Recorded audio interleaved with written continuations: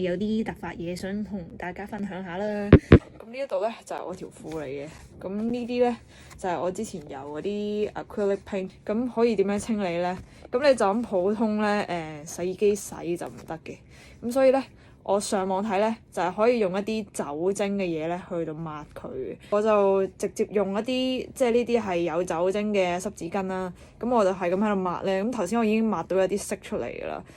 嗱，記住原本嘅咧係咁樣嘅，而家咧係出動埋啲即係 hand sanitizer，咁佢哋都有酒精嘅，見到佢擠多啲嘅，咁跟住然後又係咁喺度捽啦，等陣再同大家講講。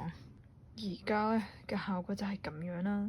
建議咧係可以用牙刷，咁就唔會刷到隻手好攰啦。順住嗰一啲衫嘅紋去到刷咧，咁就效果會好啲嘅，大家就可以 send 俾身邊畫畫嘅人啦，咁就等佢哋唔使再買多條褲或者買多件衫。